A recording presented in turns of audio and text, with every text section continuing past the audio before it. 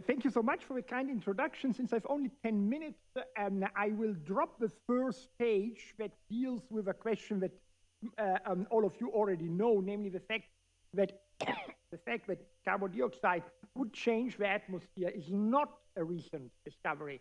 Svante Arrhenius in the 1890s had calculated, basically corrected, what the impact of a certain amount of CO2 emissions in the atmosphere would be.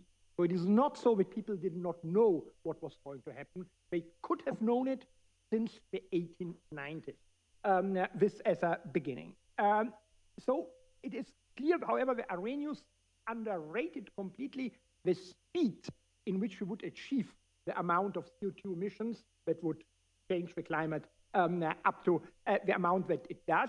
Because, of course, in the late 19th century, the Industrial Revolution was limited to small parts of Europe and the United States and Canada. So it was not yet a global phenomenon. And he also had no real moral compass. He said, well, if the temperature goes up, in Scandinavia, it will be quite nice. It's quite cold here, so we should look forward to that. And this is, of course, a very Scandinavia-centric point of view.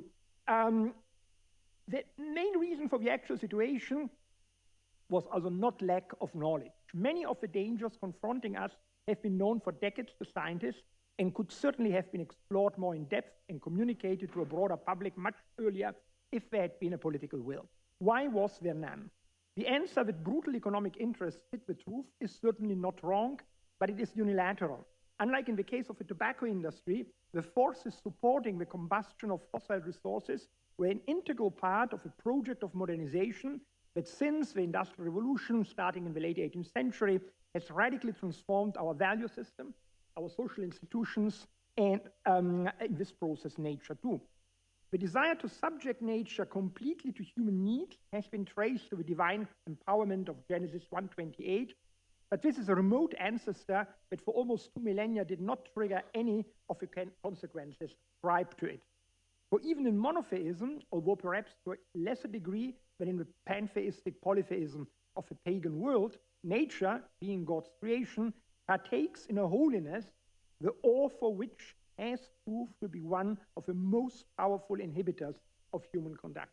And the disappearance of awe, I spoke yesterday briefly about it, is certainly a driving force of what we're witnessing today. We needed the replacement of this awe by a restless desire for new consumerist goods, a desire whipped up by modern technologies of advertising and manipulation in order to get where we are. It is first the disappearance of this awe. Second, Descartes' development of a new conception of human beings, no longer part of nature, but somehow opposed to it. And third, the noble desire to ease human suffering, expand the human lifespan, relieve the burden of hard physical work, and allow more people to enjoy commodities originally restricted to a small elite that have produced the world in which we live.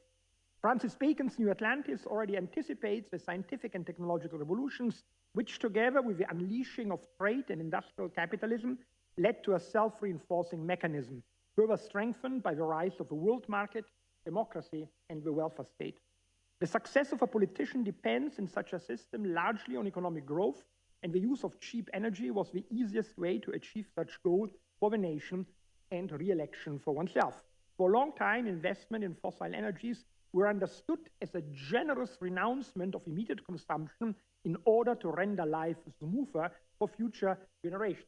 Never forget that Kant still considered the true problem of intergenerational justice, the question on which grounds the present generation should make sacrifices for the benefit of other generations.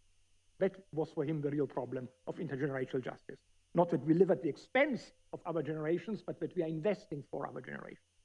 But even after the deleterious consequences of certain investments could no longer be denied by informed and honest people, the decision to limit one's use of energy is inhibited on the individual level by at least 3 psychological factors. First, the undesirable consequences are not directly visible, at least they were not for a long time, and the effort of imagination requisite to fancy them is often beyond the intellectual and volitive powers of people.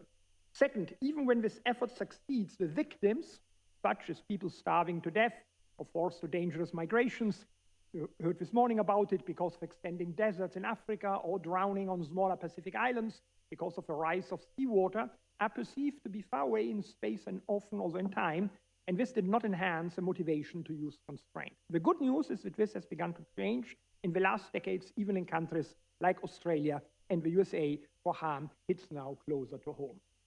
Third, it is never my single individual contribution that triggers those consequences, but collective behavior.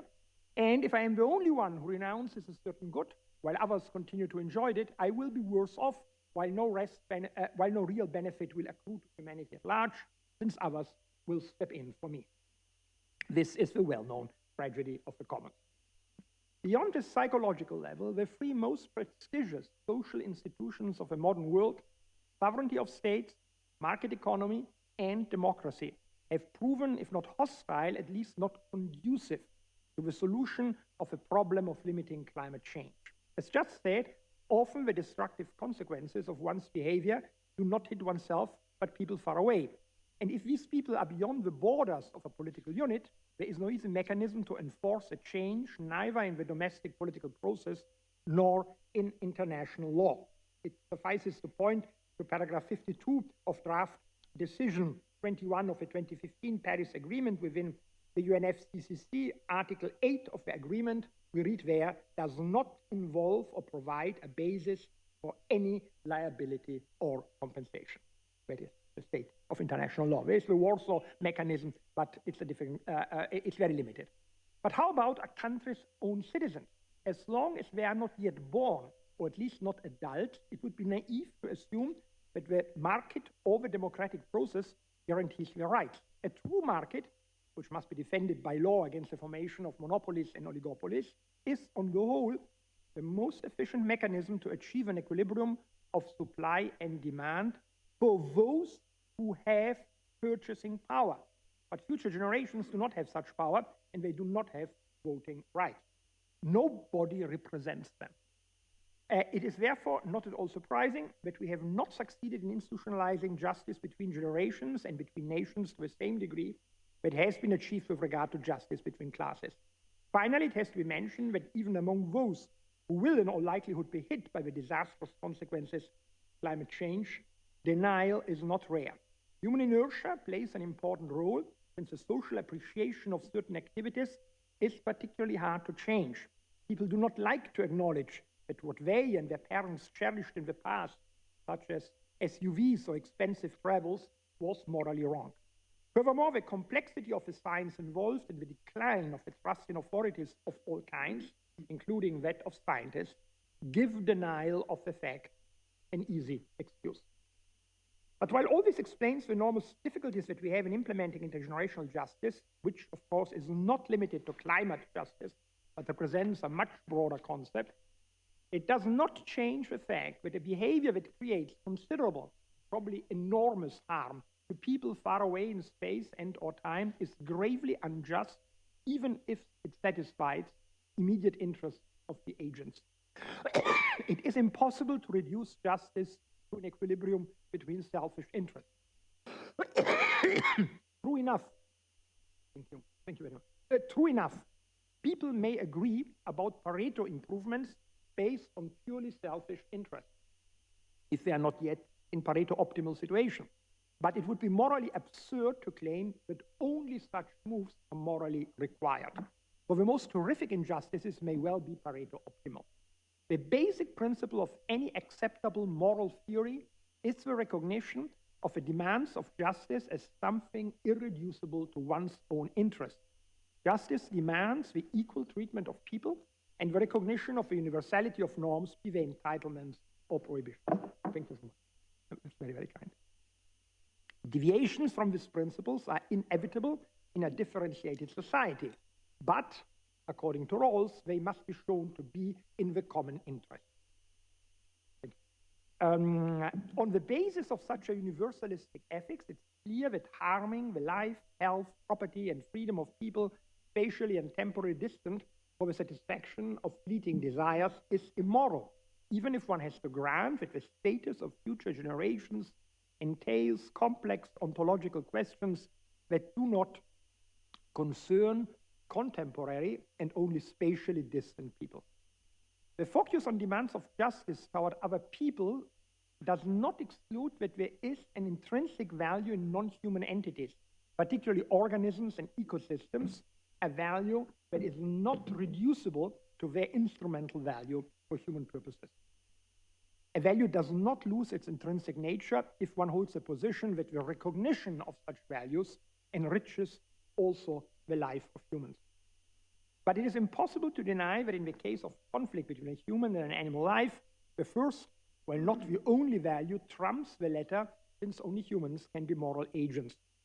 And in political discussions, it is probably wise to focus on justice between humans for the simple reason that a general agreement on this issue is more easily achieved, not for the reason that in the Western tradition, the recognition of such an intrinsic value is less developed than in the Asian religion, the recognition of intrinsic value of nature.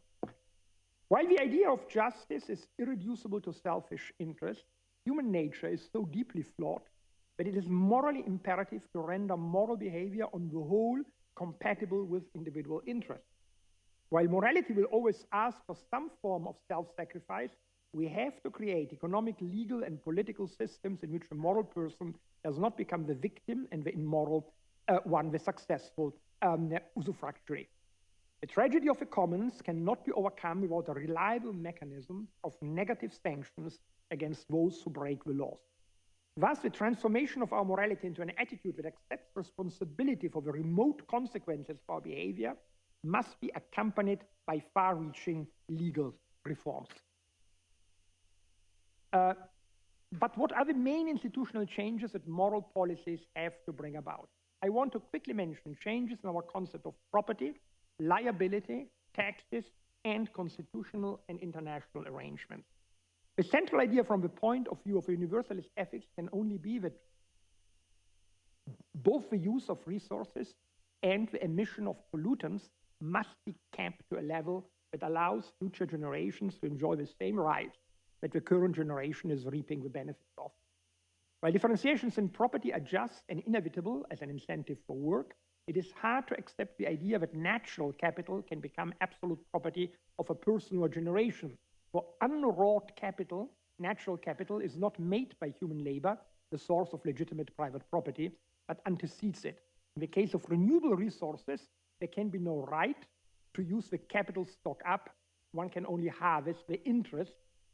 In the case of non-renewable resources, the argument does not work, for it would prevent any generation from using them, while a reasonable limitation is directed towards rendering such use possible for as many generations as possible. One will have to posit that the use of such resources must be compensated for by investments in alternative resources, which must increase the scarcer the first resource gets. Concerning the pollution rights, the cap of the acceptable global amount should be divided by the number of persons existing, each being entitled to the same environmental space.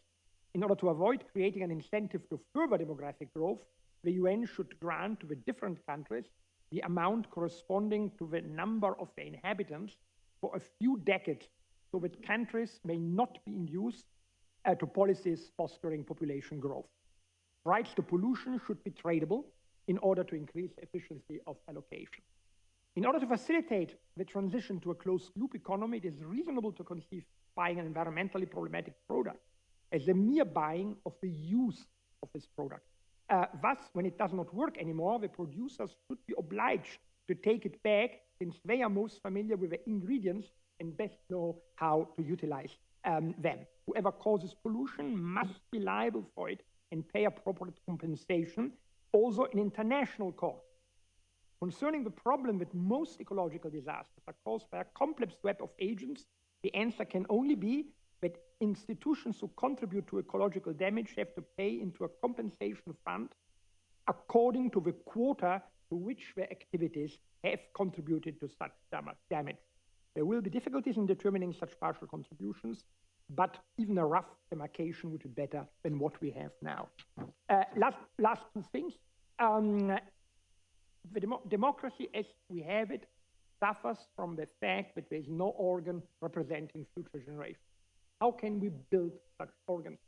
Fundamentally, there are two possibilities. Either you have a group of what I would call trustees of future generations with competent scientific with scientific competence who sit in parliament and have to take part in the decision process. The other possibility, which I, for various reasons, tend to favor, is to say that the Constitution should grant rights of future generations, and that the Constitutional Court, where it exists, is to be advised by such experts to oblige certain changes when the current policies are infringing on the rights of future generations.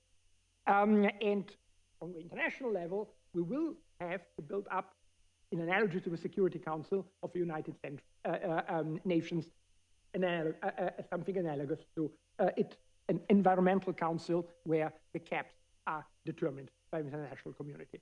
This is a long, long way, but if we don't move into that direction, we will be devoured.